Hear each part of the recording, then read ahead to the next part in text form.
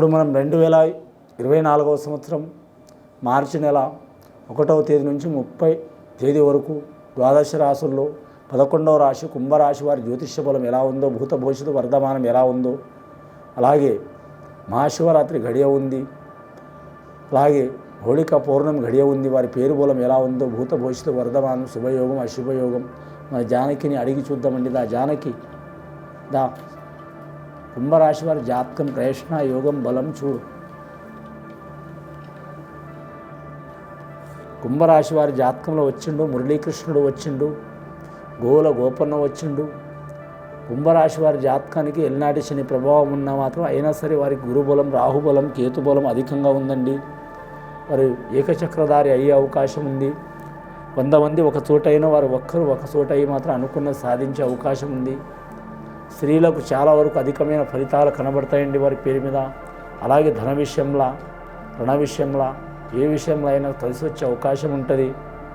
ఆదాయం విషయంలో చూడాలంటే మాత్రం ఆదాయం 11, ఖర్చు 5, 6 రూపాయలు లాభం ఉంటుంది. అలాగే వీరి జాతకంలో సాయం చేసేది 7, ఏడిచేది 8 మంది, ఒకరు ఎక్కువనే ఉంటారు. నూతన కార్యాలు ప్రారంభించాలనుకునే వారికి టైం తీసుకోవడం మంచిది. నూతన వ్యాపారాలు మొదలు పెట్టాలనుకునే వారికి శివరాత్రి తర్వాత కలిసి వచ్చే అవకాశం ఉంది. అలాగే రాజకీయ రంగంలో అయితే తిరుగు ఉండదు వారి జాతకంలో. దరిద్రానికి దానం కూడా ఎక్కువ అంటారు. ఎంత డబ్బు ఖర్చు అయినా సరే అనుకున్న పని జయమయ్యే అవకాశం ఉంటుందండి వీరి పేరు మీద. ధనం ఎంత ఖర్చు అయినా సరే అనుకున్న పని జయమయ్యే అవకాశం ఉంటుంది. అలాగే అన్నదమ్ములతో వైరుధ్యాలు, విరోధాలు, చిక్కులు, చికాకులు ఉన్నవారు వాటిని రాజీ చేసుకోవడం మంచిది. భూమి తగాదాలున్నా, కోర్టు తగాదాలున్నా, గట్టు తగాదాలున్నా, పొలం తగాదాలున్నా, ఇంటి తగాదాలున్నా అలాంటి వాటిని పరిష్కారం చేసుకోవడం మంచిదండి. ముఖ్యంగా రక్త సంబంధికుల వారితో మాత్రం చాలా ఇబ్బందులు వచ్చే అవకాశాలు ఉంటాయి. చాలా జాగ్రత్తగా ఉండాలి. కుంభరాశి వారి జాతకంలో చూడాలంటే మాత్రం ధనకారకుడు, విద్యాకారకుడు, సంతానకారకుడు, అలాగే కుటుంబకారకుడు, గౌరవకారకుడు, గురుగ్రహం చాలా వరకు అనుకూలం ఉందండి. అనుకూల పని జయమయ్యే అవకాశం ఉంది, కలిసి వచ్చే అవకాశం ఉంది. వ్యాపార విషయంలో వ్యాపారస్తులకు కలిసి వస్తుంది, ఉద్యోగ విషయంలో ఉద్యోగస్తులకు కలిసి వస్తుంది, చేతి వృత్తి పనిదారులకు చేతి వృత్తిల పని కలిసి వస్తుంది.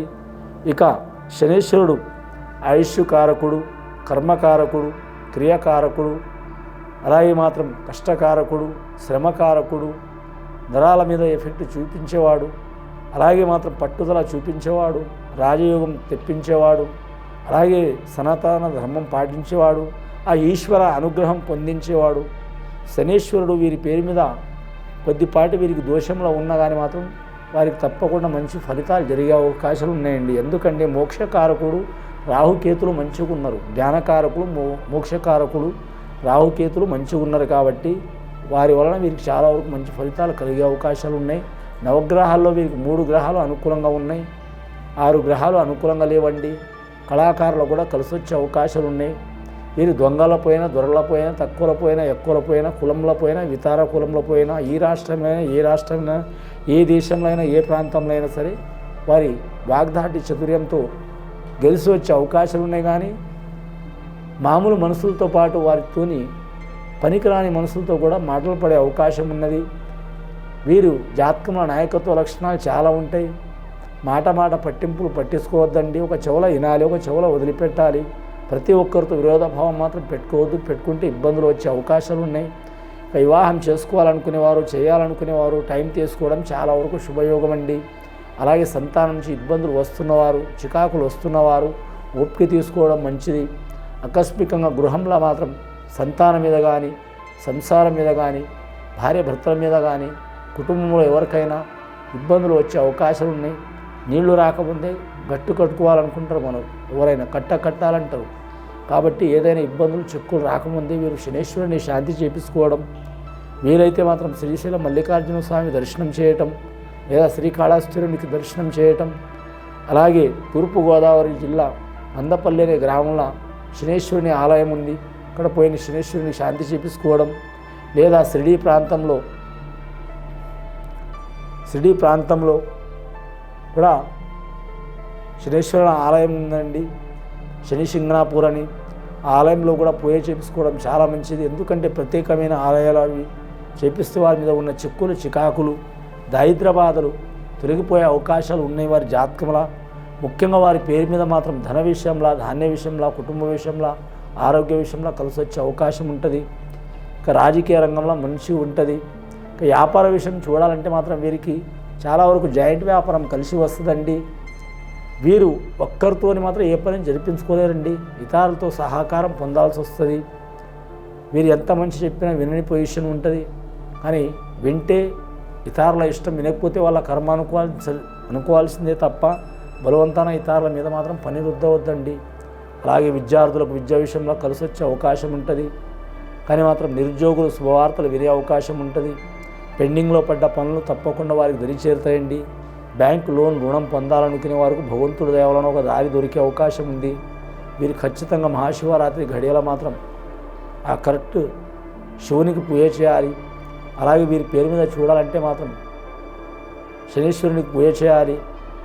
వీరి జాతకంలో అన్నదానం, గోదానం, భూదానం, సువర్ణదానం ఏది చేసినా పర్వాలేదు, శుభయోగాలు కలిసి వస్తాయి అని పెద్దల ఆస్తి ఉన్న, ఆస్తి తగాదులున్నా, కోర్టు కేసులున్నా అవి తొలగిపోయే అవకాశాలు ఉన్నాయి, కలిసి వచ్చే అవకాశం ఉందండి. వీరి పేరు మీద అంశబలం మంచిగా ఉంది. గత కొన్ని సంవత్సరాల నుంచి 3-4 సంవత్సరాల నుంచి పడుతున్న చిక్కులు చికాకులు తొలగిపోయే అవకాశాలు ఉన్నాయండి.